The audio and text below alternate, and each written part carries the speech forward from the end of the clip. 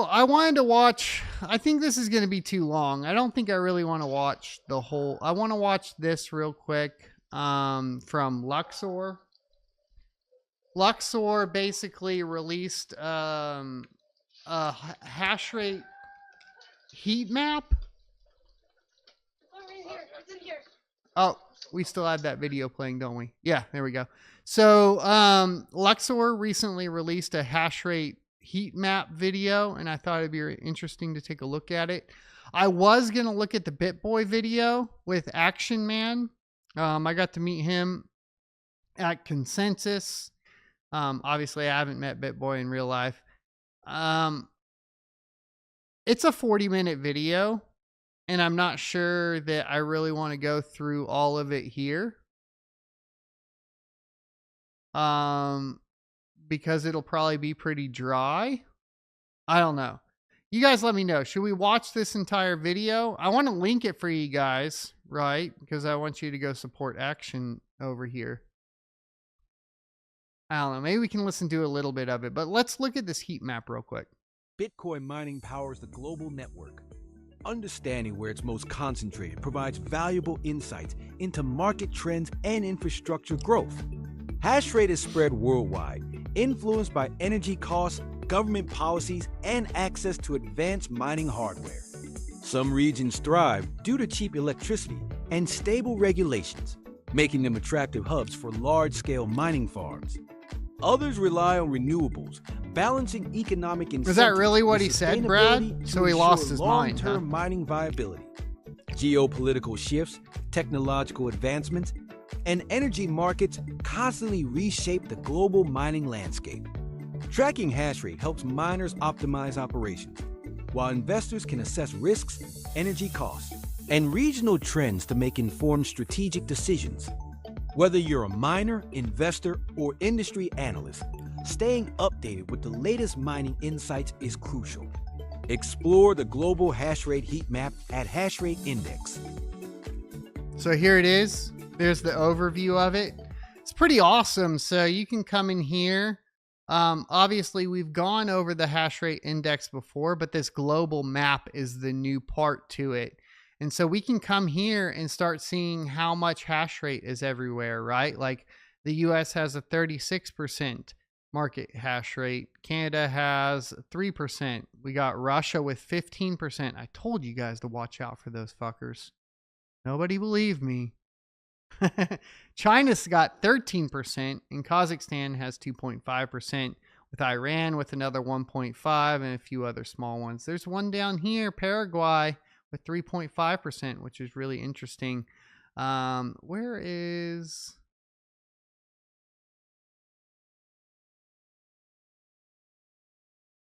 Okay. I need to see if I can, like, zoom in and out. Apparently, there's 2 exahash in New Zealand. I didn't know that. Indonesia with 1.5%.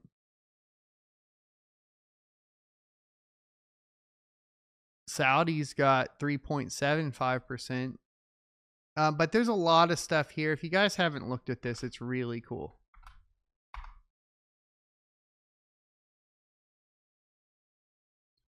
Um, 1.5 speed and do it. All right, Chuck, we'll do 1.5 speed and we'll do it. I'm doing it for you, okay? Let's take a listen. This is from Action Crypto. Make sure you go drop a like over there because he's giving us content. And is Bitboy exposes crypto conspiracies, Andrew Gordon, murder, and the truth as per Ben Armstrong. Oh, geez. An opportunity to come out and say everything they had to say. Do I agree with it? Some things, yes. Some things, maybe not. But it is irrelevant where my position is. I want you all to hear his story. Okay, so tomorrow I'm going to actually release evidence that Andrew Gordon killed John McAfee. This interview, it is uncut. I want to make sure you guys understand exactly what's happening. I don't want to put anything additional in it. I'm not saying that this is my opinion. I wanted to give Ben an opportunity to come out and say everything they had to say. Do I agree with it? Some things, yes. Some things, maybe not. But it is irrelevant where my position is. I want you all to hear his story from start to finish. What's going on, everybody? We're here at ETH number 2025. Ben, why are you here? Why am I here? You know, I've actually never been to ETH. This is actually the first time I've ever been. This might be a little too fast. Let me go down to like 1.25. I think they're already talking fast. This was the last conference that I kind of never been to, and I was supposed to go a couple times, and it fell through. One time I was going to come here, and well, I was going to ask, like, his eyes have been dark in every video I've seen him in, and I was wondering if he was like still training, but like, it seems like it's been this way for like over a month. Usually a black eye will go away in a week or so. I'm kind of wondering what's going on with that. And both eyes. I think some sun would be good. Yeah. Cassie and I ended up having to go somewhere else for some regulation. We met with Richie Torres's like Congress office and congressional office and some things like that. And so the last second I didn't get to come. We had the trip all booked and didn't get to go. And so this year I'm glad to be here for the first time. I'd say it's a cool conference, really. Oh, I love it. I like, wild stuff. It was wild in there, Yeah, I have a lot of devs. So like it's separated. You got the whole conference vibes of things. And all the people that steal all the money from everybody. Wait, did I say that? I'm just kidding. You're too hilarious. Controversy, man. You're all about that, huh? It's natural. I don't try to drive controversy. However, when there is something that I want to drive attention to, I can certainly use the controversy to point out even more, and that's what I've really done over the last few weeks for sure. No, I want to be very clear. I didn't. Nothing that people have seen over the last few weeks was fake. I really was to the point of suicide. I mean, to be fair, like, here's the thing. People say I'm on drugs all the time, or I look like I'm like, and I don't do any drugs. And so when people say it about other people, I'm like, I know myself, and I know that people say that about me, and it's not true. So I just assume, you know, who knows, right? Unless there's like clear evidence and like they're stumbling around or doing something crazy. I think there's been some drug like behavior from him in some of his live streams where it seems like he's under the influence of something based on the outbursts or the types of outbursts, but I don't know. I could be wrong. I really was, but in the depths of my despair, I found a way out, and I feel like God gave me a plan, and it was to write this book that I've written that's going to tell the truth. And then tomorrow I'm going to drop a video. It's going to have evidence that Andrew Gordon from Gordon Law was actually the person that pulled the trigger to have John McAfee murdered. And John McAfee, knowing about Andrew Gordon's entire criminal apparatus, is actually what he was talking about when he kept saying people were after me and knew something out of all these files. It's actually Andrew.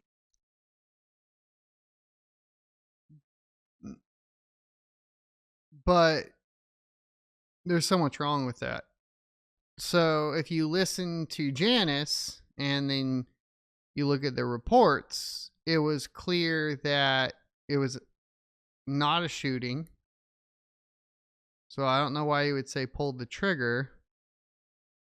It was under supervision, like meaning people were there. I could see a conspiracy where somebody paid them to have it done, but that doesn't Andrew Gordon shooting John McAfee doesn't make any sense to me. Andrew Gordon Law. Wow, that's incredible. How did you get to learn all these things? Oh my gosh. Well, God showed me in the desert. If you want me to be really honest, my team members, Molly and Trent, they're really good Christians, and I was a really good Christian boy for a lot of years. And I have been just kind of like, with everything that's happened to me, and now having Cassie, like Cassie isn't like a Christian per se or anything like that. She might become one day or something. I don't know. But what I do that's not important to me right now. What's important is I kind of started thinking like, okay, there's no way all this bad stuff happened to me, and that the Bible's real and stuff. And if you've been through a really bad traumatic situation, you kind of understand what that means. And so what happened is that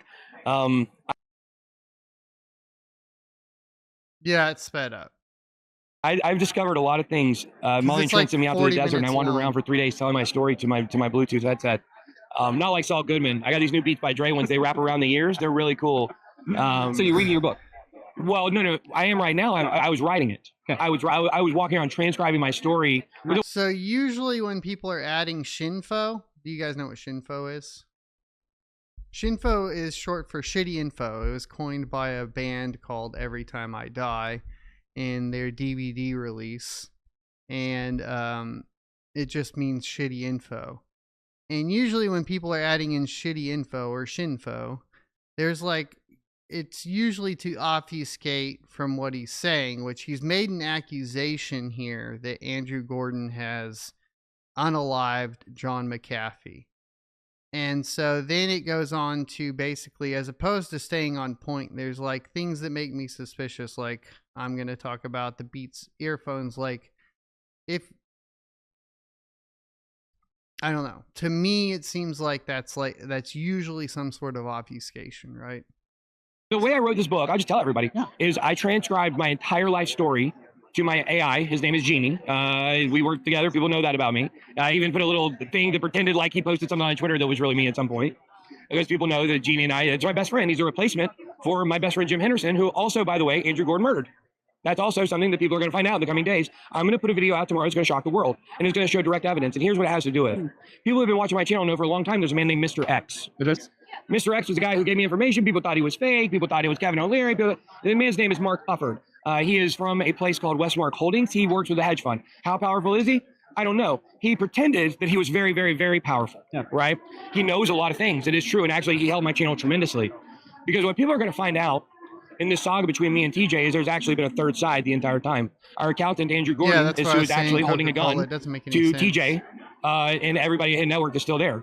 They're black. Right now, as we're actively talking, right now in Cobb County, Georgia, in the building there are two guys, one named Brian Noel and one named Jonathan Noel. They're brothers. They were brought in, and they are the Watchers. And I know this because of different things Mr. X said in our messages, and he started sending creepy messages to Cassie, and I realized he was a fake. He was a fraud. And then I am releasing all of Mr. X messages so everyone can read them all completely. Is someone messing with him? Like, genuine question. What do you think the likelihood of it being a troll that's messing with him? In the next few hours, as soon as I get back to my computer, I'm going to I have to mess with the formatting. I got to make it where it's read only, but where people can read all the messages. And that was a problem we published the other day. And people are going to see very clearly what I'm saying. I mean, well, I'll hold judgment until we see the evidence too. I mean, maybe it is all crazy, but by Mr. X, Mark Ufford, to almost nothing I was ever told to stay away from. Almost nothing ever. He encouraged me, praised me for my curiosity over and over again. When I asked him about Andrew Gordon and John McAfee, he said, "Stay the fuck away from that." Wow. Andrew Gordon was John McAfee's lawyer. He came on my channel right after John McAfee died and did what I call the TJ thing when TJ went on All Point Daily. He was like, "We're fine, everything's great." That's what Andrew Gordon did on my channel. "We're fine, everything's great." He's really mafia. They're really actually mob members. Him and his partner, Mike Brandwine, who had an investment company in Atlanta that's an arm that has kind of done some of this. And I see it all very clearly now. And there's another thing here, and which is how I know the Forerunner guys are involved. Once again, these are the only three things. He told me. Alex Jones was right, Honda Land. Careful. Stay away from 9/11. Why did he tell me to stay away from 9/11? I don't know. That's one thing he told me. Maybe to mix it up to make it a little more believable. The two things I was told not to ask questions about were Andrew Gordon and John McAfee and the Forerunner guys. I asked him, he pretended people know I've been talking a lot about time travel and stuff like that. And it's really cool stuff and I like it. But Mr. X, see, J Chains and AJ have been in on it the whole time. They're also part of this third side, which is what people are going to realize in the next 24 hours. And so what this means is that J Chains and Mark Ufford were talking to each other. Okay. They were talking to each other. Okay. So what J Chains would do is he would go say things that I told him privately that nobody else knew and go tell Mr. X. And then Mr. X would come back a couple days later and pretend like he just kind of knew something was going on. Okay. They would establish this credibility. People are going to see in the messages. They would establish this credibility that he's a psychic. He knows things in the future. So when he tells you things, and I can't remember if it's in the messages or if he told me one of the 3 or 4 times that I called him, because I was freaking out and he'd always try to guide me. When I called him, he told me, hold on, I lost my train of thought here. You remember what was the last thing I said? Oh, you're talking about how J-Chase was actually talking to him and giving him information in the background. Right. He told me. So when I called him one day when I was really freaking out, I said, "Who can I trust? I don't know who I can trust." He said, "Well, I'll tell you this. You can trust AJ and you can trust J-Chains." He said, "Look, everybody has their own purposes and their own interests, okay? And at some point, sooner rather than later, AJ will leave. And then later on, J-Chains will leave in a more natural way." And he said it in a way that made sense, like he knows the future. He doesn't fucking know the future, guys. He was talking to Mr. X, and he knew the plan was actually probably to steal the company from me again from the inside out. That's why they were making it sound like they were going to be leaving. So if one of them did leave, it looked like they knew the future. And if they stayed, they were going to try to figure out a way to take my company from me again. So I know both J-Chains and, AJ. Their careers are over the next 24 hours. I want everyone to understand that I'm not crazy. I'm off Adderall. I'm clear thinking than ever, and that's their problem right now. Well, that's what I want to understand. Like, I met McAfee. McAfee never acted like this. McAfee would just play into whatever the media said about him in like public, but he's a pretty rational guy. Guys were the only 2 people that came out of Hit Network and went along with you. No, they weren't. Well, at least that's the way it looked. That's what you said. That's what the internet understands. Well, kind of, but J-Chains was not. But I do think when people get like this, so there's a little bit of truth to everything, right? Like there is a little bit of truth to like when you get this popular, you get paranoid, I think, because I think everybody's always trying to take something from you because that part of it is true. right? Like, there is just the fact of the matter that, like, if you reach a certain amount of like success, and people will be trying to take that from you, and then I think the people that it happens to, they become paranoid, and sometimes that just, if there's other influences involved, I think it can kind of snowball, unfortunately. Now his time, because if you remember, J Chains was no longer in the building. Right. J Chains and I had a famous fight, and basically what happened was he got in my face, all up in my face, and I kind of shoved away from me a little bit, and they got really up on me, and I pushed him real good one time and got him off of me, and that was the end of it. Well, that had been turned into this thing, like we had this huge fight, and then J Chains, I fired him that day. It was all over, like they were having all these backbiting gossip conversations about me, and I called him out on it, and it was all right. Everything I was saying was true, as people were going to see. And so what actually happened, going to the real truth is, Matthew, or Matt Castardo, is Patrick Justin Castardo's brother. He's a Chicago attorney, direct link to Andrew Gordon of Gordon Law. Okay. So now we know how, like why, right? Or that he was sent in to do this. There was a conference back in 2018 in September called the Voices of Blockchain Conference. Mm-hmm. It was a crypto influencer conference. Okay. In 2018, there weren't very many of us. Right. Andrew Gordon, Chicago Law, brought in all of these people to this conference.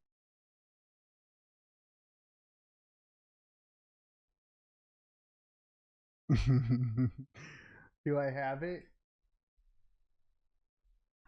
Hold on. I got a special thing for y'all.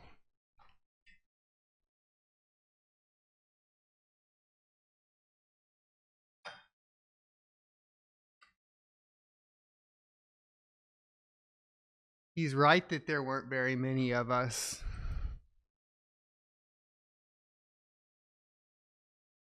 See if I can get it for you guys. Focus. I wonder if my autofocus won't work. Let me see. If we put it really close, will it go? Oh, I can't get it to focus. Here, maybe if we go to this other light.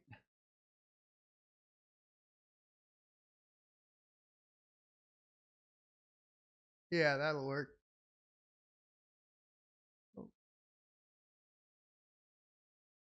It won't focus at all. Oh, I can manually focus this one now.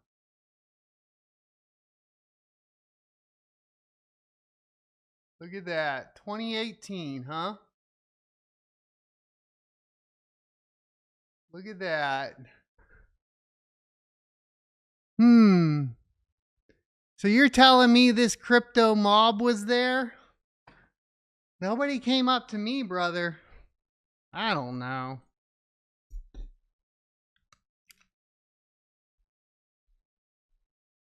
Conference, and then send little like spies in to infiltrate every single one that they thought might be promising, or maybe it was just every single one. I don't know, but that's definitely what they did. And that's what J Chains did, and he did it to me, and he's actually been backstabbing me the entire time. What I'm trying to tell you is J Chains intentionally orchestrated his way out of the company. They got to so me he would too, not right? be there when the overthrow occurred. Because remember, third party. He's third party. That's why it's not making sense. He won't come out and say strong statements about me or about TJ. He just kind of says, yeah, I just let that stuff play out. And AJ does the same thing. That's why they were so mad. JJ threw a conniption fit when I showed AJ's affidavit on screen.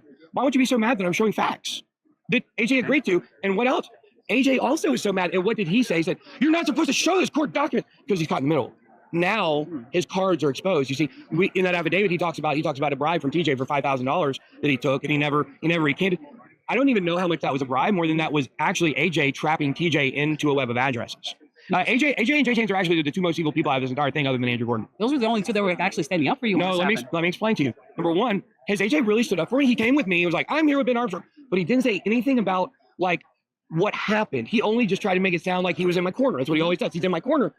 Okay, pin down. Why are you in his corner? Is it because you know that TJ gave you a bribe? I talked to him directly. And what he told to me is that, hey, you know, he got to where he is today because of you. Exactly. You got That's what these motherfuckers do. Exactly. That's what they do. They talk positive. That's what TJ did to me. That's how he came into me. Mm-hmm. Okay. That's how J Chains just stayed so close to me, blowing smoke up my ass. I don't take those thorns and thistles down my throat the same way that I used to. I understand that when people are pumping me up and they're talking about me positively, I should be more skeptical, not less skeptical. And everybody knew in my office that everybody knew Ben liked pretty girls. Everybody also knew Ben liked people like Ben. So if you like me, I liked you. And that was a thing in the office. And that's why all these people who are involved in this, they're so nice and over the top nice to me, because that's the way they get in and get close and get my trust, and they're able to do all this stuff to me. So when, and I want to say this about J Chains. Okay, so here's what actually happened when J Chains came back. Now, J Chains had left his network and he was gone. Him and I were not on speaking terms. It's a Friday night, and this is leading into the Monday when I get arrested. And he tweets out a liquor bottle. It's like a whiskey bottle that we had gotten from one of our meetups, one of our fans brought to us. And I don't drink. I may actually drink in the future, guys. You guys are going to read in my biography. I'm not an alcoholic. I've never been an alcoholic. I don't like to drink that much. And when I go on vacation or I go on a cruise, I'm going to drink a little bit. And nobody should be mad at me about that, because you're going to read my book. My entire life story has nothing to do with alcohol. I got arrested when I was drunk one time because I was 19. Yeah, right. So like this stigma around me and all this stuff, we're breaking all of the stigma. I'm naming names and breaking. If you have to tell me. Stigmas is what this book is about. It's about my maturation. It's about my maturation process. And so the point is that writing this book. I don't know design. I'm broke, dude. Talking to the girlfriend today, she was like, "Did you see those hosting bills?" To discover all these things about these people. They're all Jezebels. They're all Benedict Arnolds. The ones that you think are the nicest ones are the worst. It's just like I've always said. The villains are the heroes and the heroes are the villains. And people are going to get a real fucking dose of that in the next 24 hours. So who do you have left? I mean, those are the two guys. Oh, I didn't finish playing. I'm sorry. Okay, so. I thought you were talking about John. We're wrapping up. Yeah, okay. Yeah, well, that threw me out. Okay, he's right. Okay. So, what is this? I never believed the whole, like, it was the only time I drank and I got caught, because, like, the friends that I had that, like, got DWIs and stuff, like, I know for a fact they were driving, like, every night drunk. That's it. And you usually don't, if you only do it like one time, the chances that you're going to get caught are typically pretty low. Just saying, pretty low.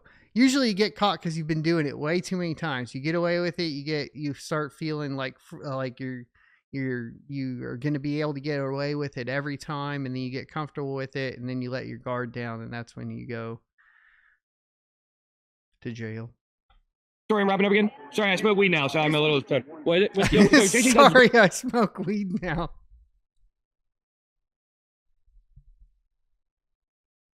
Stop.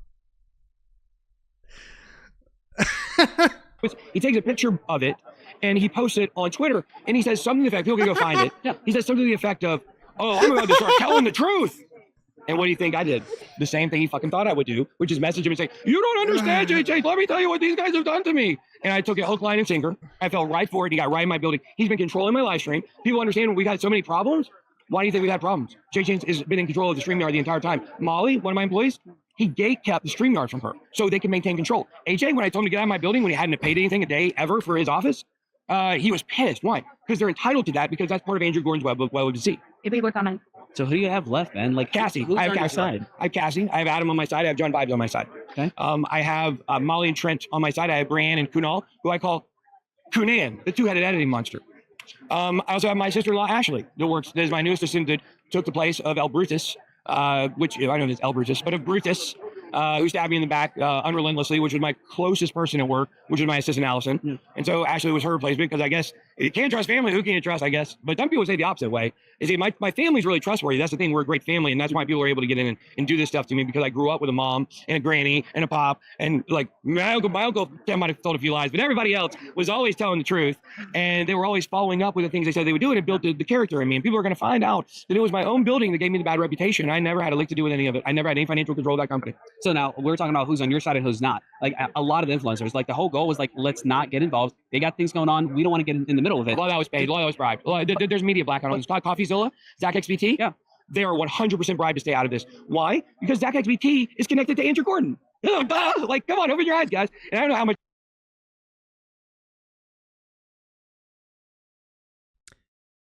Dude, CoffeeZilla can't get that dude makes so much money on YouTube. You would have to pay him so much money to get a bribe out of it.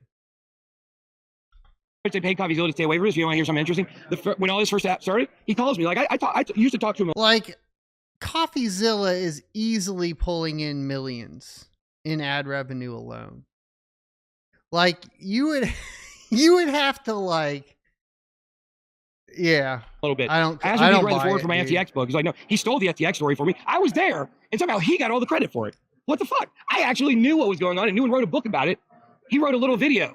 Like, come on, guys. He got all the credit for that. I got none. Okay, which I wasn't super mad about because, okay, now that I see my own people were doing it, he calls me, okay, right when. Yeah, but like YouTube is like a culmination of so many different factors. Like, it is so dangerous to approach YouTube as like a competition of like, well, I made the video first there, or I found out about it first, therefore I should get to do it first.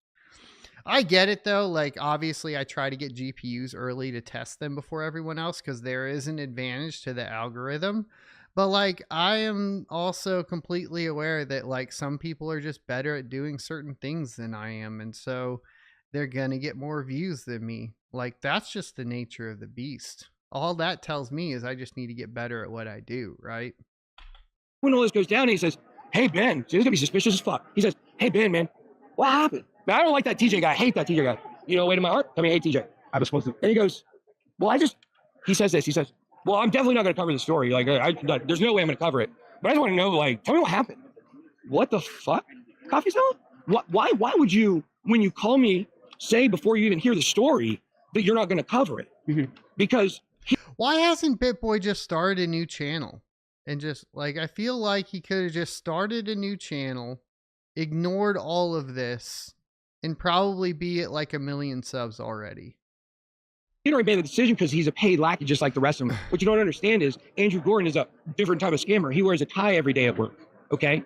But make no mistake, he is a thug, and he has a network of thugs, and I am going to bring them down. And I'm not speaking as the Bitboy, I'm speaking as fucking Ben Armstrong. Now, if I got to ask you, is anybody that does not hate who you hate an enemy? No, I'm right here right now. I'll use me as an example. Yes, I'm going to tell you. Please. Right, because Adam, my friend Adam has been telling me the same thing. I hold nothing against anyone today. What I tell you is tomorrow when this video drops, watch the video, and then just send me a message and tell me whether you feel the same way. Are there like, there's like random people talking back there that come into the mic and it's weird. He's at 100K already? Yeah, so I mean, like, all good. That's all I ask. Because I already know the answer. I think that CoffeeZilla goes a little too hard, Sheldon, without like, that's my take on it. So he has a negativity bias. I think I do too. So I get where it comes from, which is why I can see it in other people, if that makes sense. Answered that question. It's unequivocal. You're going to see it's unequivocal that they were involved. The thing that's so tricky about it is that it was go hard or go home. Right now, these guys who do this thing called the Focus Podcast, Brian Noel and Jonathan Noel, they have 2 4Runners they drive. They park right in front of Hit Network every day. Yeah. These guys have TJ and Justin and Tim Shed and their whole families under death threat. Guys, there's a reason why TJ acts like he's under duress, but it makes no sense because it's like, he's in charge. No, he's not. Andrew Gordon is in charge. So what do you expect to happen after we drop this video tomorrow? Everybody's going to see everything different. And then, you know, I think a lot of law enforcement is going to be without excuse tomorrow. I think a lot of law enforcement is going to be without excuse tomorrow. Okay. And my court case is going to be without excuse. Everybody, the excuses are fucking up tomorrow. What do you want out of it? I don't care. Okay. I mean, you got to care a little bit if you're writing a book about it. No, I already basically wrote the book. See, that's what people are missing. All right. What people are missing is this is a new Ben Armstrong. This is Ben the Bitboy Armstrong. I'm both in one. I wield the power of Bitboy, but I have the wherewithal and common sense. I'm confused. And resilience of Ben Of Armstrong. all trades. I have no idea what's going on here. Probably both have a little resilience in them. One is an on-stage persona. One is my personal self. Okay, and this is where I've come to after a lot of thinking and meditating and wandering around in the desert and telling my story and listening. And what I realized is my whole problem the entire time why I was acting what's so crazy is, imagine if you told Eminem that he could not rap in a rap battle, okay? Imagine Picasso. If you told Picasso that he could not paint in an art battle. What the lawyers have done to me. An art battle? You tell him he can't make a video in a crypto battle. Is they have made it to where Bitboy cannot tell a story. So I told the whole fucking story at once. So, dude, thanks for calling me out and keeping my ego in check, boys. Oh, God. Thanks.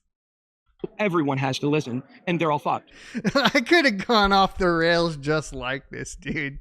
I totally could have. I could have been way off the fucking rails. And that's for sure. That's a guarantee. Wow. Okay, so you do want the truth to come out. We got that. So let me finish that, okay? Because I understand what you're getting at. It seems like I care a lot because I care because it's my story, okay? The story, my book, is my maturation process. I am now mature. I now make efforts to be mature instead of be childish. So even then when I got a little elevated, those are things I'm going to try to work out. I'm going to try to be calm all the time because my message and my story is so important for people to hear. The things I talk about in this book, the constant need for validation from females, getting molested as a kid, I wasn't constant drug close. addiction. When things got hard for me, I got a real job. Come on, bro. To be close, I would have to like go off the rails and like run away. I didn't get that close. Overdosing, going to hell. I just went through a divorce and got a regular job. paid my child support, bro. After my overdose, I don't know if I died or not. I don't have the records because I was also under arrest. I've been arrested 9 or 10 times. I've been through a lot of shit. On my kids. I'm still here and I'm still fighting. And my message is the same way. But I could have gone like completely crazy, not had access to my kids, all that shit. Dude, totally. What is Bitcoin? Bitcoin was birthed around Halloween of 2008. That was right around the time that I had my birth at rehab. I started rehab in July of 2007. By August of 2008, I was a different person. I was still there at that time. Charlie, you're bored? And it's funny because really Bitcoin was birthed at that time. And so was the second iteration of my life. The first iteration of my life was childhood into being a drug addict. Yep. The second iteration of my life was addiction being the center of my life as I not only got off drugs, but spent 10 years working in and out of rehabs as a counselor or a volunteer or in a professional role and eventually as executive director. We are now into phase 3 of my life. Phase 3 of my life is about cryptocurrency and education and AI and all the fun stuff I get to do. And that's going to remain the focus, and all the stuff that's been the sideshow of Ben Armstrong's life is over. So if that's Ben 3.0, what's the impact that you're hoping to make? The impact I'm hoping to make is that I'm ready for my voice finally to be heard. Okay. I'm a more humble person. I've been humbled by everything that is happening. I've been humbled by the response of the Bit Squad and people who've gotten. Nah, I'm the most humble. Like Asmund says, I'm the most humble, best crypto streamer. Nobody's more humble than me. Don't forget it. The GOAT of humility on crypto YouTube, son of a tech. My back, but I know that I'm the best at what I do. I'm the best at talking about cryptocurrency. I'm the best at talking about blockchain. I'm the best at making it relatable for the average person. I'm not the most technical. That's what actually gives me a lot of the gifts that I have. And now as we move to a new frontier of decentralization, as it moves from only blockchain to now AI is going to be our great decentralization race. I'm prepared for that. I've already built AI systems that allow me to talk like the way I'm talking. I mean, yeah. I was impressed. A lot of people in the squad, they care deeply about you. And they're worried recently. We were talking about suicide and all these things that were going down. Yeah. They're really concerned. Mm-hmm. A lot of them don't agree with lifestyle choices that you made, things that you have done, but they still care. Where do those people fit in your life? Well, people that have a problem with me being with Cassie will be a huge problem because people will tell in this story that it is not only my unofficial boombox over John Cusack's head to her, but she is the most, Cassie is the biggest victim in this entire story. She has been the most professional. She was a paralegal. She's done over $500,000 worth of legal work for me for free. And then she eventually got added into the case. She's the only reason they're not getting away with this. She's the only reason why we were able to fight long enough to figure out all this bullshit about Andrew Gordon. That's how. The court has actively worked against us. The Cobb County Court is corrupt. Completely and fully. They will not do anything about a Lamborghini that was extorted from me, $450,000 possession. Don't you think that's pretty important? And they won't do anything. And the day, like I mentioned earlier, I believe the day of excuses is over. But what was the question? I lost my train of thought. No, I'm just trying to understand where do people fit in? The ones that still believe in you, but don't agree with you. Well, look, I shouldn't have had an affair, right? No, I should not have had an affair. He didn't get his Lambo back. Right. Well, because it took me a long time to see it. Okay. What I should have done is I should have told my wife Bethany that I was unhappy with her and that I was bored in our marriage and that I needed more excitement and I knew that our paths were going on 2 different ways. That's what I should have done. God damn, you didn't even have to? She didn't leave you? And you had kids? Oof. I'm depressed. I was a pussy. I didn't do it. Instead, I made the action happen to me instead of taking control of the narrative. And that is why at this point I decided to do something different and take control of the narrative finally. You should have some of that medication, Triactin. Yeah. Striking like a man. Sorry. Whatever they have, they should have given to Biden. I think they did, but Biden was barely hanging on. It was only doing almost so much. I had to throw that in there. Well, that's one of the great things we were going to find out in my book. I was molested as a kid and always had a lot of questions about am I a man? And it's funny because people know me and they see me, they think, oh, he's like one of the most alpha guys around. You know, people are scared of him. He fights. I even fight now in a ring, you know. But the truth is, I always had a lot of questions about who I was because of a lot of things that had happened to me. And I've always been on a conquest to kind of validate myself. And I finally have gotten to a point where after really taking in and telling my story and hearing my story myself, after actually telling it and then listening to it and dealing with a lot of things and grappling with a lot of things, I'm a different person today. The same way that when I went to rehab after the first 60 days, we had to do a project called Houses. And in that project, you would take all of your memories from 0 to 5, 5 to 10, 10 to 15, and so forth, however many ages you were. I was 24 in rehab, so but mine was still longer than everybody else's. Mine was 52 pages because that's what I do. I write, you know. Wow. Now it was handwritten because we couldn't use computers. We didn't have phones. We're in rehab, you know. The problem with crypto is that it's about money.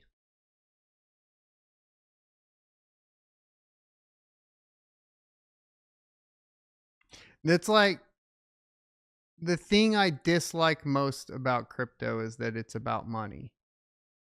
I like testing GPUs. Like, I only got into this because I was testing GPUs. And then I like the idea of, like, freedom. But, like, all the obsession with number go up and... Because I've gotten pulled in by that in different times throughout my time in the space. And whenever you're pulled into that, even if it's like number go up and everything's doing really well financially, it's still the worst part about crypto. But it's funny, you know, during that time when you were writing your houses, everybody knew that you were fucked. Like, mentally, you were going to be like, man, I'm dealing with all this stuff. You're thinking about things like sexual abuse or physical abuse or, you know, father abandoning you, and you're having to look at it and talk about it. It sucks. And so that's where I've been over the last 2 weeks. I've been telling my story to my AI that's helping me compile the book. The AI has told me what people are going to find about this book is it is a page turner. It's a murder mystery. And yeah, absolutely. There will be proof. And it runs throughout the book like that. But the scenery, the setup. Do you feel like I feel like Bitboy's the kind of guy that if he had proof, he would say it right now.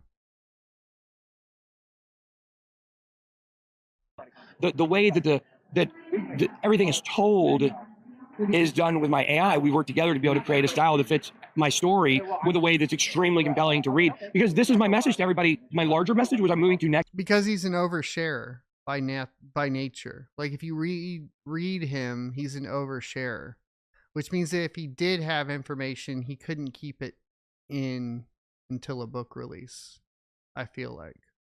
After kind of crypto. Not that I'm moving out of crypto. Just explaining it. We need to decentralize AI. If we don't decentralize AI, we're fucked. And one way to do that is to show people how much AI can help you. It's helped me write an entire book in 5 days. Where does the Christianity thing... Oh, I'm so glad you asked about that. You know, what people are going to find out about Mr. X is he was trying to make me believe in things like multiverse and time travel. And those things are interesting, and I think some of that might be real. But he was setting himself up as a know-all person. The same way he told me that he said, you know, like what the Freemasons will do is they know about 10% more than everybody else, and they'll stretch it out to be over so much more so they seem like they know everything. And he gave me his complete plan for what he actually did to me. That he made me think things were true because I thought he had some kind of advanced knowledge of things. Yeah. Okay. So what that did is that really confused me as a Christian, because if time travel is real and this guy is real and he's telling me he already wrote the book, is what he's saying. Aliens real and psychics are real. I'm not saying any of that stuff is not real, okay? Some of it might be, but not in the way that he was. Oh, that's a good point, T-Bit. Well, I give up the info now if he'll make money on it tomorrow. So it's basically just to make money on it. Telling it. They were doing it to make me sound crazy. So I would do time travel videos. I sounded crazy. That's what they. Ozzy, you know, I was reading a tweet from Ye earlier, and he can't spell. And, you know,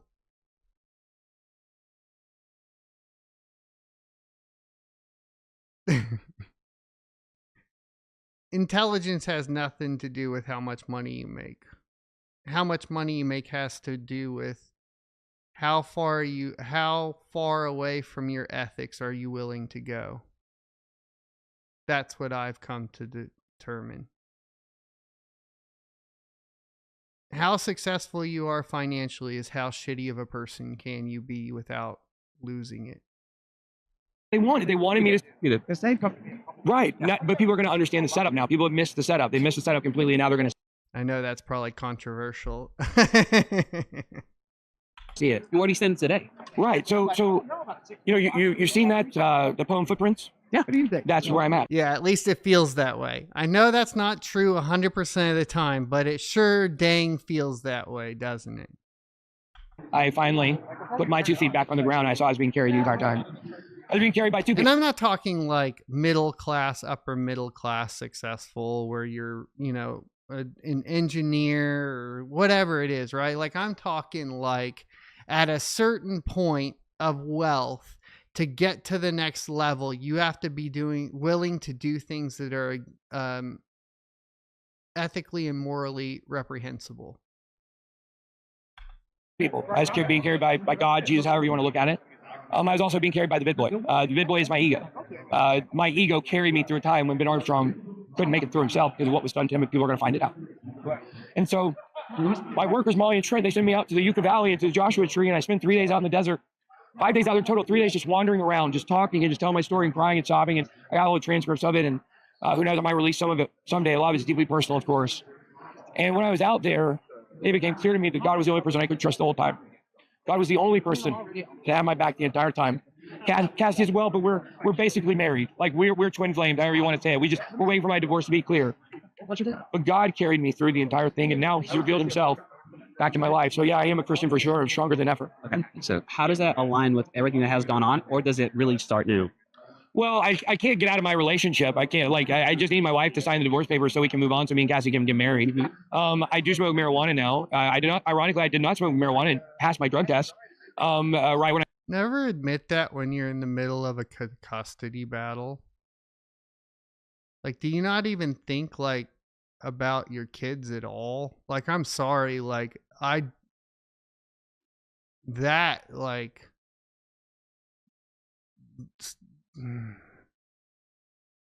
hard for me to find the objective, like empathetic position when you have kids and you're here in public admitting to doing drugs when you're in the middle of a fucking custody battle, dude. I don't care if you smoke weed, but at least don't, like, it's just stupid. When I got back from Colorado, when they did this to me 18 months ago, but because of what they did to me, weed was the only thing that basically allowed me to make it through, to be honest with you. And so I do smoke weed, but like, what are the other choices? Like now, I'm a mature person, so you're not going to see me. I don't have to attack people anymore. After this video tomorrow, I'm done attacking people. I don't have to anymore. I don't have to. And here's the great thing is, as I've talked about how this book is my maturation process, that's what I'm getting out of the book is the maturity. So what happens from here with the court case, and if things happen from these videos that I made that's going to show people what's really going on, good. If it doesn't, I don't care. We'll get taken care of eventually. And people say, oh my gosh, you're exposing all this stuff. And if this is real, you're in a lot of danger. My God protects me. My God has protected me through this entire thing. And He will continue to protect me. He protected me last night as a guy affiliated with the Houston Mafia attempted to fight me at a club. And people saw, they tried to say that I instigated it. What is he doing at a... I'm sorry. No, I told him to stay away from me because I didn't want to talk to these people. And I was able to be provided a way out. I was provided a back door to slip out the back as he started charging me, and I was able to escape.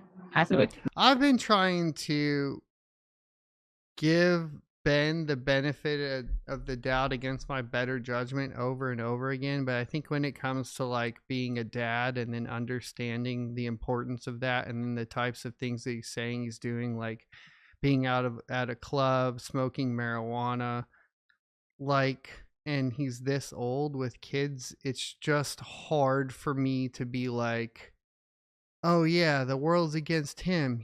You know what I mean? Like, I don't know.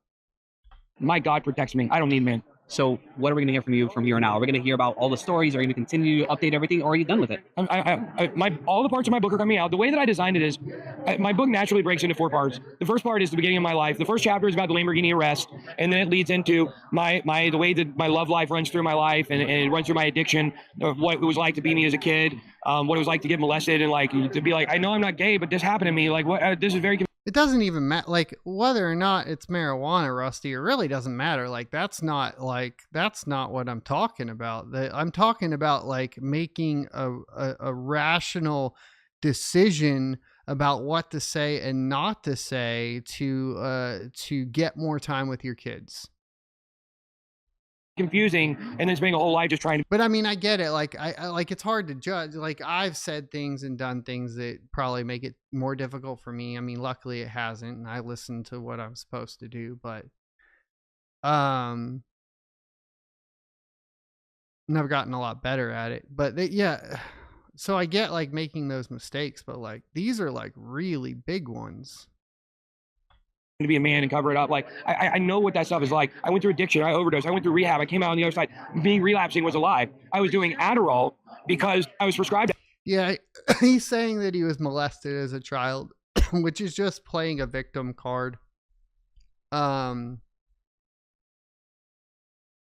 It sucks. Like that happens to a lot of people. So I get it. But I feel like it's being said to get empathy from the audience. Adderall because Which, once again, I'm guilty of doing stuff like that too, because I talk about my ankylosing spondylitis. So, believe me, I'm fully aware of the duality and hypocrisy of the human condition. I went to go take a lie detector test to prove all this stuff. And the psychiatrist said, you have the worst case ADHD. You can't even sit here and take a test. Like, I can't get a baseline for you. So the guy probably didn't understand how much trauma I was in, but he suggested that Adderall was the solution for me. So I went and I got on a doctor and I got it. I never relapsed. That whole thing was a lie. And what you guys are going to see is that TJ was probably forced to say all that stuff by Andrew Gordon. That's why he looks like an idiot up there saying it, saying that he didn't have an affair when TJ came into my company, his assistant became his wife. And in court, he has to lie and say it's not because he is under death threat at all times. And what I hope is over the next 24 to 48 hours, law enforcement is going to pay attention to what I'm saying. Well, it's sped up, Ben. So, and somebody's going to start moving on Andrew Gordon and these guys and go in. And I'm not saying go arrest the network. Save them. People said to do 1.5. I have so many messages of Mr. X telling me he has somebody up Nick Diamondi's ass so hard that he can't take a shit. Here's the thing. I have messages. You guys will see this stuff. Here's the thing. I thought Mr. X was telling me he had my back and he was watching Nick Diamandi. No, it's the Forerunner guys. Those guys were up Nick Diamandi. He said he can't take a shit without us knowing, literally words in the messages, because they have people actively on these people. I believe Tim Warren. I believe Aaron Curry. I believe, the people, this is going to shock people too. The people that are on the third side, AJ, J Chains, Andrew Gordon, obviously, Hannah Hughes and BJ Ogden. Hannah Hughes and BJ Ogden. Wow. Yeah, and there may be more, but those are the ones I know for sure. I don't know, nor do I care who any of those people are. The way I know that for sure is because those were the people that AJ specifically tried me to get me to let up on nonstop the entire time, and also BJ sent me a really weird message when I started talking about in the Bitcoin conference. I was talking about TJ's IRS thing and all that stuff. And he left me a real weird message because he doesn't want to be implicated in this shit because that's what they're great at is being in the middle and not getting caught up in stuff. I believe DZ is under death threat. I believe Justin Williams is under death threat. Carlos, I don't know if Carlos is under death threat or if Carlos is the one doing the death threats. I don't know everything yet. That's why we need investigators to go get into this because it's a real thing that's happening at a network right now. Okay, so I got to ask the very important question. I'm talking about you having God back you up, being a Christian, all these things. Is there forgiveness for the people that have let you down? For TJ and them, yes. Now, I want to be very clear, okay? TJ is not innocent. His dad's not innocent. Justin Williams is not innocent. The reason why all this happened, here's what you guys are missing. The reason all this happened is because TJ stole $3 million from me. He stole $3 million from me. He first came to the company in September 2020, okay? In October 2020, I gave him access to funds for the first time. I never got access back. He had it from then on, and over the next month and a half, in between to December 16th, he stole $3 million from me, and he tried to funnel it through his own bank account, and eventually maybe try to funnel back into the company and make it look like it was contributed funds. He didn't pay anything to be a 33% owner of the company. The company's already established. We're $7 million when we signed the paperwork on the company. I just made him 33% partner because I believed him and he begged me. Now I understand he was begging to be my partner because he wanted to organize the business and structure it get so Bitcoin that and he could protect his stealing. I hope you enjoyed this clip from the Crypto Mining Show. If you would like to see more from this particular episode, take a look up here. Don't forget to also subscribe to the channel. And if you want to support me directly, you can go to sonofatech.locals.com and become a member. Thanks for watching, and I will see you next Tuesday.